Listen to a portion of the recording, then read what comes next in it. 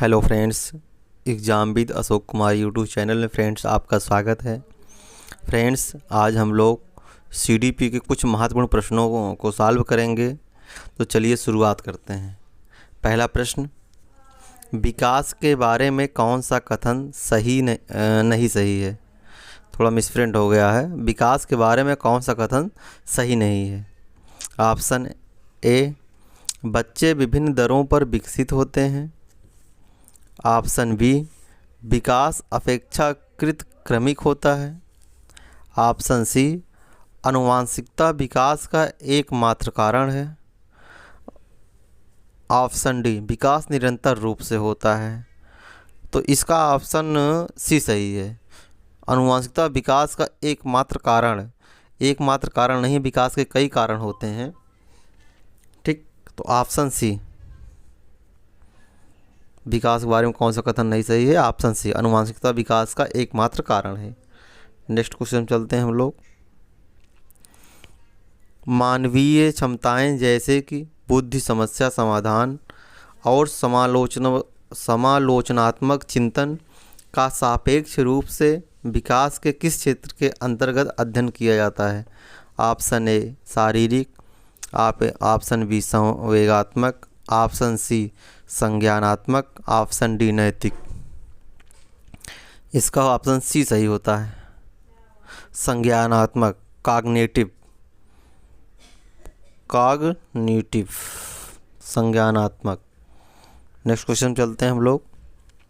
Gene पियाजे के अनुसार व्यक्ति किस अवस्था को प्राप्त करने के लिए समाधान की निरंतर खोज करने में लगा है। प्रश्न, जीन पियाजे के अनुसार व्यक्ति किस अवस्था को प्राप्त करने के लिए समाधान की निरंतर खोज करने में लगा है। ऑप्शन ए संतुलन, ऑप्शन बी असंतुलन, ऑप्शन सी आत्मसात ग्रहण, ऑप्शन डी समंजन। तो इसका ऑप्शन ए सही होता है, संतुलन, इक्विलिब्रेशन, संतुलन, ऑप्शन ए। नेक्स्ट क्वेश्चन पर हम लोग चलते हैं। प्रश्न है, परिकल्पनात्मक निगमनात्मक तर्क किस चरण की विशेषता है। प्रश्न पूछ रहा है कि परिकल्पनात्मक निगमनात्मक तर्क किस चरण की विशिष्ट विशेषता है। ऑप्शन ए संवेदी गत्यात्मक चरण, ऑप्शन बी औपचारिक संक्रियात्मक, ऑप्शन सी पूर्व संक्रियात्मक, ऑप्शन डी मूर्त संक्रियात्मक चरण। तो इसका ऑप्शन सही होता है औपचारिक संक्रियात्मक चरण, ऑप्शन बी। ऑप्शन बी सही होता है, औपचारिक संक्रियात्मक चरण। नेक्स्ट क्वेश्चन चलते हैं। जीन पियाजे के संज्ञानात्मक विकास के सिद्धांत के अनुसार किस अवस्था में बच्चे अनैच्छिक क्रियाओं से ऐच्छिक क्रियाओं की ओर बढ़ना प्रारंभ करते हैं। कौन सी क्रियाओं से? अनैच्छिक क्रियाओं से ऐच्छिक क्रियाओं की ओर बढ़ना प्रारंभ करते हैं। ऑप्शन है संवेदी गत्यात्मक, बी ऑप्शन पूर्व संक्रियात्मक, सी ऑप्शन मूर्त संक्रियात्मक, डी ऑप्शन औपचारिक संक्रियात्मक। तो इसका ऑप्शन ए सही होता है, संवेदी गत्यात्मक, ऑप्शन ए, सेंसरी मैटर। ठीक, नेक्स्ट क्वेश्चन चलते हैं। लियो वाइगोत्स्की के सिद्धांत को किस तरह का सिद्धांत माना गया है। प्रश्न पूछा गया है कि लियो वाइगोत्स्की के सिद्धांत को किस तरह का सिद्धांत माना गया है। ऑप्शन ए मनोविश्लेषणात्मक सिद्धांत, ऑप्शन बी सामाजिक सांस्कृतिक सिद्धांत, ऑप्शन सी व्यवहारवादी सिद्धांत, ऑप्शन डी सूचना प्रसंस्करण। तो इसका ऑप्शन बी सही होता है, सामाजिक सांस्कृतिक। लियो वाइगोत्स्की सामाजिक सांस्कृतिक, option B. Next question. Leo Vygotsky के अनुसार बच्चों में संज्ञानात्मक प्रक्रियाओं को किसके माध्यम से सुगमता दी जाती है। प्रश्न में पूछा गया है, लियो वाइगोत्स्की के अनुसार बच्चों में संज्ञानात्मक प्रक्रियाओं को किसके माध्यम से सुगमता दी जाती है? ऑप्शन ए नकारात्मक पुनर्वलन, ऑप्शन बी प्रतियोगिता, ऑप्शन सी भाषा, ऑप्शन डी अनुवांशिक विकास। इसका ऑप्शन सी सही होता है, भाषा। भाषा के माध्यम से बच्चों को सुगमता दी जाती है। नेक्स्ट क्वेश्चन, शिक्षा को बाल केंद्रित बनाने के लिए निम्न में से क्या बदलाव जरूरी है? शिक्षा को बाल केंद्रित बनाने के लिए निम्न में से क्या जरूरी है? ऑप्शन ए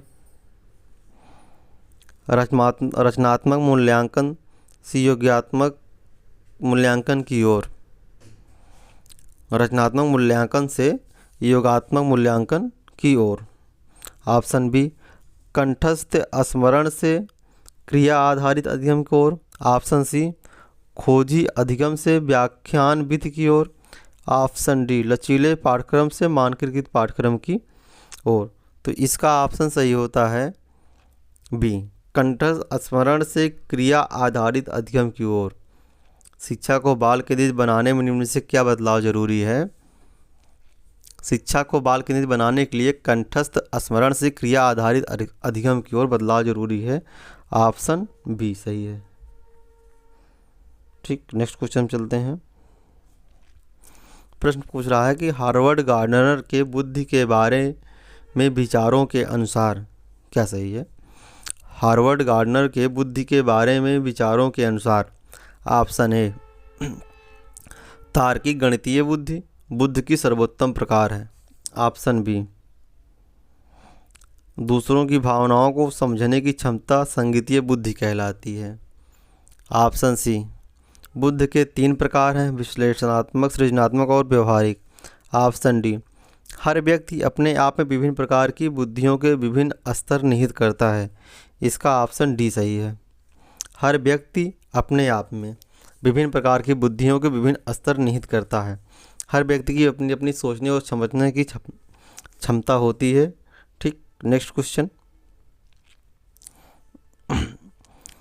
एक प्रश्न, अध्यापिका प्रचलित सामाजिक जेंडर संबंधी रूढ़िबद्धताओं को कैसे प्रभावहीन बना सकती है? जेंडर से संबंधित है ये प्रश्न। एक अध्यापिका प्रचलित सामाजिक जेंडर संबंधी रूढ़िबद्धताओं को कैसे प्रभावहीन बना सकती है? ऑप्शन ए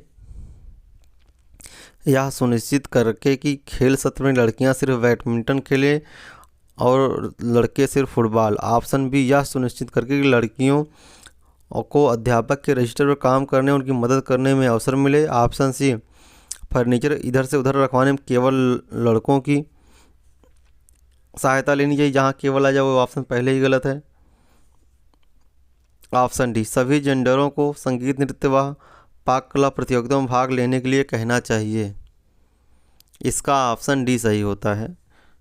ठीक, सभी जेंडरों को संगीत, नृत्य व पाक कला प्रतियोगिताओं में साथ साथ भाग लेने की सहमति होनी चाहिए, मतलब दोनों लोग साथ साथ खेलें। नेक्स्ट क्वेश्चन, विद्यार्थियों में समालोचनात्मक चिंतन को बढ़ावा देने के लिए महत्वपूर्ण है कि निम्नलिखित हेतु प्रचुर अवसर प्रदान किए जाएं। एक नंबर विषय वस्तु का कंठस्थीकरण। 2 अध्यापिका के निष्क्रिय अनुसरण हेतु। 3 नंबर विविध जानकारियों की पुष्टि करने हेतु। 4 नंबर किसी समस्या पर अपसारी चिंतन करना। इसमें ऑप्शन पूछ रहा है कि 1 और 2 सही है, ऑप्शन बी 1 और 3 सही है, ऑप्शन सी 2 और 3 सही है, ऑप्शन डी 3 और 4 सही है। तो इसका ऑप्शन सही होता है 3 और 4, विविध जानकारियों की पुष्टि करने हेतु और किसी समस्या पर अपसारी चिंतन करने हेतु। इसका ऑप्शन डी सही है, ऑप्शन डी। नेक्स्ट क्वेश्चन चलते हैं हम लोग। एक संरचनावादी कक्षा में अध्यापिका किस पर जोर देती है? एक संरचनावादी कक्षा में अध्यापिका किस पे जोर देती है? ऑप्शन ए रचनात्मक मूल्यांकन, ऑप्शन बी मानकीकृत मूल्यांकन, ऑप्शन सी मानक संदर्भित मूल्यांकन, ऑप्शन डी योगात्मक मूल्यांकन। तो एक संरचनावादी कक्षा में अध्यापिका फॉर्मेटिव असेसमेंट पर बल देती है। फॉर्मेटिव, ऑप्शन ए सही होता है इसका, रचनात्मक मूल्यांकन, option A formative assessment. Next question चलते हैं हम लोग। एक ऐसी कक्षा में जिसमें विविध सामाजिक आर्थिक परिवेशों से विद्यार्थी आते हैं, एक अध्यापिका को क्या करना चाहिए? एक ऐसी कक्षा जिसमें विविध सामाजिक आर्थिक परिवेशों से विद्यार्थी आते हैं, एक अध्यापिका को क्या करना चाहिए? ऑप्शन ए, अधीनस्थ समूहों से संबंधित विद्यार्थियों के लिए कामोत्तर अपेक्षाएं बनाना और कायम रखना। ऑप्शन बी, समावेशी भाषा जैसे कि हमारा विद्यालय, हमारी कक्षा का इस्तेमाल करना। ऑप्शन सी, प्रबल समूहों से संबंधित विद्यार्थियों में अलगाव की भावना को बढ़ावा देना। ऑप्शन डी, अधीनस्थ समूहों से संबंधित विद्यार्थियों के बारे में रूढ़िवादों को बढ़ावा देना और रूढ़िवाद भय पैदा करना। इसका ऑप्शन बी सही होता है। ऑप्शन बी, समावेशी भाषा जैसे कि हमारा विद्यालय, हमारी कक्षा का इस्तेमाल करना। ऑप्शन बी सही होता है। नेक्स्ट क्वेश्चन हम लोग चलते हैं। दृष्टिबाधित विद्यार्थियों के सफल समावेशन के लिए अध्यापक को क्या करना चाहिए? दृष्टिबाधित विद्यार्थियों के सफल समावेशन के लिए अध्यापक को क्या करना चाहिए? ऑप्शन ए, अवधारणा की व्याख्या के लिए चित्रों का प्रयोग करना चाहिए। ऑप्शन बी, सभी प्रकार की लिखित सामग्रियों को मौखिक रूप से प्रस्तुत करना चाहिए। ऑप्शन सी, विद्यार्थियों से बात करते समय हाथों को खूब इस्तेमाल करना चाहिए। ऑप्शन डी, दिखाई जा रही वीडियो के उपशीर्षक पर ध्यान देना चाहिए। तो इसका ऑप्शन सही होता है बी, सभी प्रकार के लिखित सामग्रियों को मौखिक रूप से प्रस्तुत करना चाहिए। ठीक, दृष्टिबाधित क्योंकि दिखाई देगा नहीं तो उनको बोलकर ही सुनाई देगा। नेक्स्ट क्वेश्चन चलते हैं हम लोग।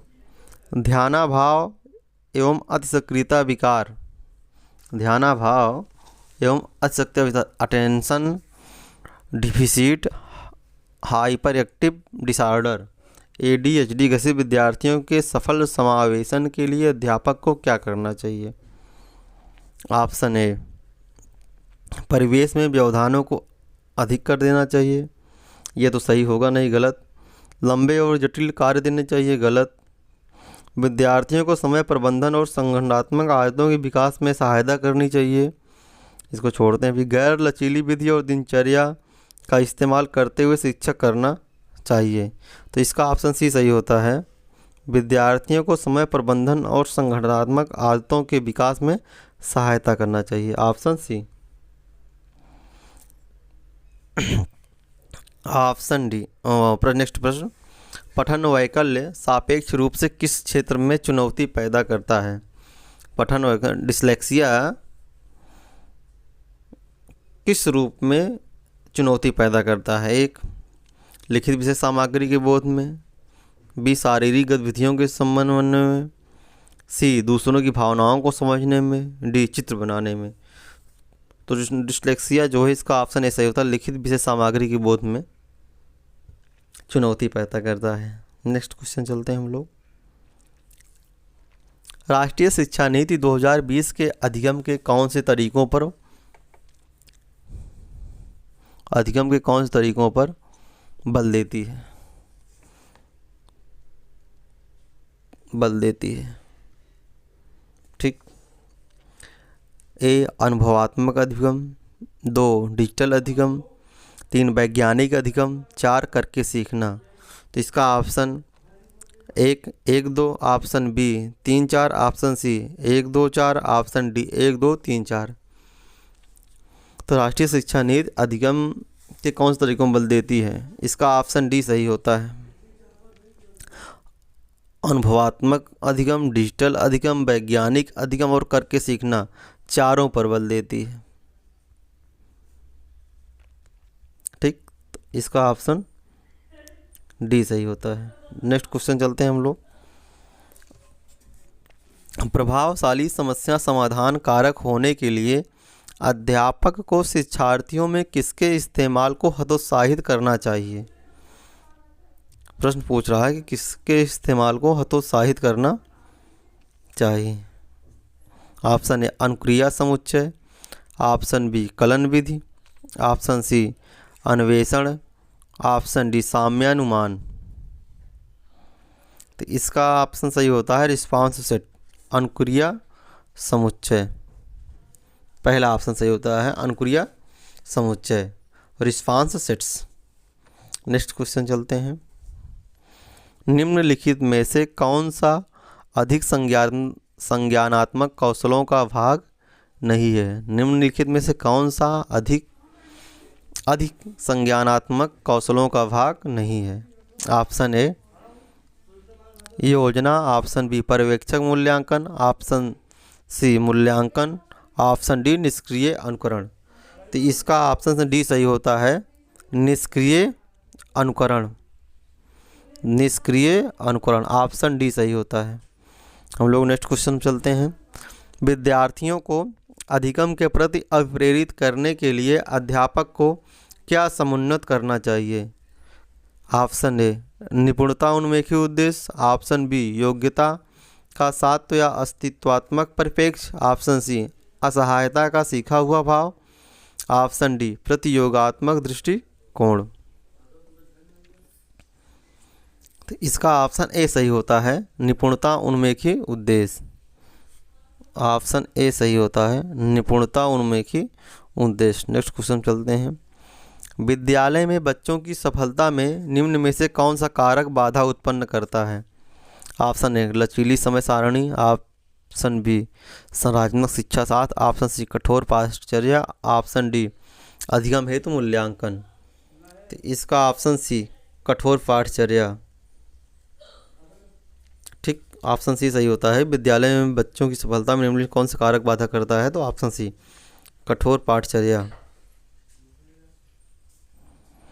तो फ्रेंड्स आज हम लोगों की क्लास यहीं तक, ये महत्वपूर्ण प्रश्नों की श्रृंखला समाप्त होती है। बहुत बहुत धन्यवाद।